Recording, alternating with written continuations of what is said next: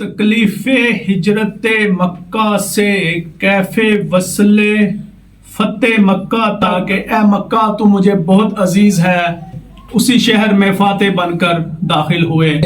چنانچہ 10 رمضان المبارک 8 ہجری کو نبی پاک صلی اللہ علیہ وآلہ وسلم 10,000 کا لشکر لے کر مکہ کی طرف روانہ ہوئے۔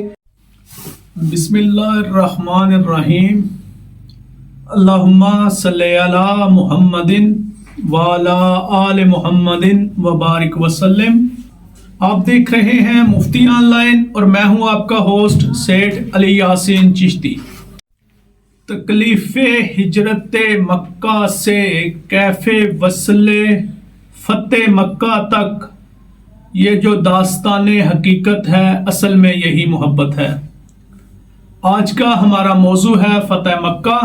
روایات میں آتا ہے کہ آقا علیہ الصلوۃ والسلام جب مکہ سے ہجرت فرما کر مدینہ گئے تھے تو آقا علیہ الصلوۃ والسلام نے خانہ کعبہ پر اپنی نظر ڈالتے ہوئے کہا تھا کہ اے مکہ تو مجھے بہت عزیز ہے، لیکن تیرے رہنے والے مجھے اس شہر میں رہنے نہیں دیتے۔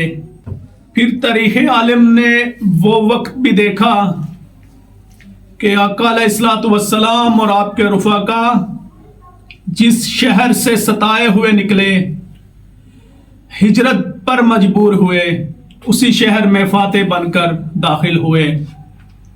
تو آج کا ہمارا موضوع فتح مکہ ہے، اور میں ملتمس ہوں جناب والا شان حضرت علامہ و مولانا مفتی ذیشان علی مدنی القادری صاحب سے کہ وہ فتح مکہ پر روشنی ڈالیں۔ بسم اللہ الرحمن الرحیم۔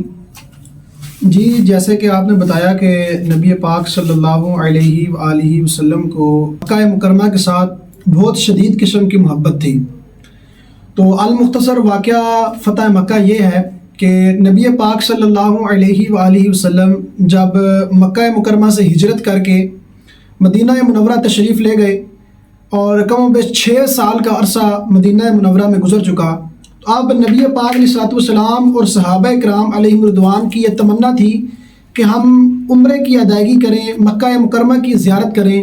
المختصر یہ کہ نبی کریم صلی اللہ علیہ وآلہ وسلم اپنے 1400 صحابہ کرام علیہم رضوان کے ساتھ مکہ مکرمہ کی طرف روانہ ہوئے تاکہ مکہ مکرمہ میں عمرے کی بھی ادائیگی کی جا سکے اور زیارت بھی کی جا سکے۔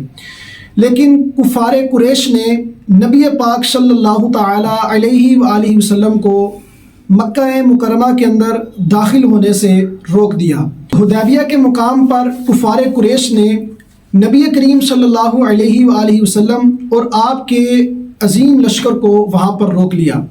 اب المختصر یہ کہ وہاں پر جو حدیبیہ کے مقام پر جو دونوں فریقین یعنی مسلمانوں کی جانب سے اور کفار کی جانب سے ایک صلح نامہ طے پایا۔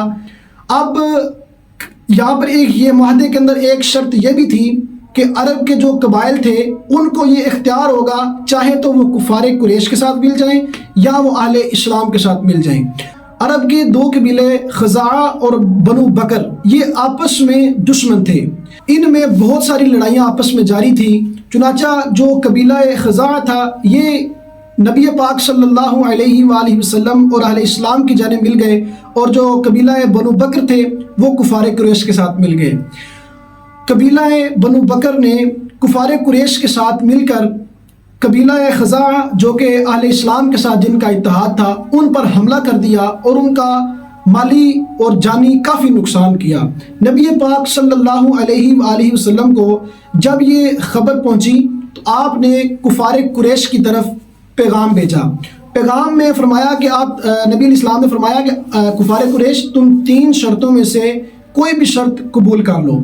پہلی شرط یہ تھی کہ خزاعہ کے جو مقتولین ہیں ان کے خون کا بدلہ دے دیں۔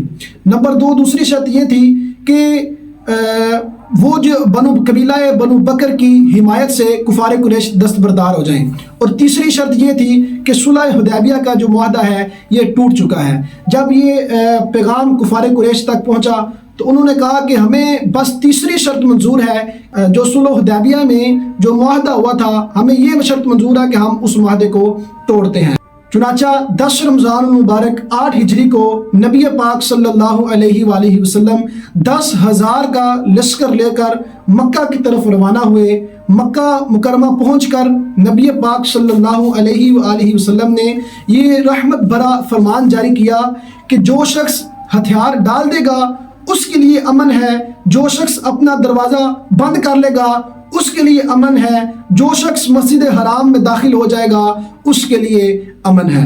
پھر آپ صلی اللہ تعالیٰ علیہ وآلہ وسلم نے کعبہ مکرمہ کے اندر داخل ہو کر بتوں کو اپنی چھڑی سے گرایا اور بتوں سے کعبہ مکرمہ کو پاک فرما کر مکہ مکرمہ کے اندر نفل ادا فرمائے۔ بظاہر تو فتح مکہ کے واقعہ میں کوئی جنگ نہیں ہوئی، لیکن ایک معمولی سی جھڑپ ہوئی کہ جس کے سردار حضرت خالد بن ولید رضی اللہ تعالیٰ عنہ تھے، اور اس جنگ کے اندر جو ہے یہ 2 مسلمان شہید ہوئے اور 12 کفار جو ہے یہ واصل جہنم ہوئے اس چھوٹی سی جھڑپ میں۔ تو بظاہر جو ہے یہ مسلمانوں کے خوف اور دبدبے کی وجہ سے ہی کفار نے اپنے مورچے جو ہے وہ چھوڑ دیے اور مسلمان جو ہے باحفاظت مکہ مکرمہ کے اندر داخل ہوئے، صرف ایک معمولی سی جھڑپ ہوئی۔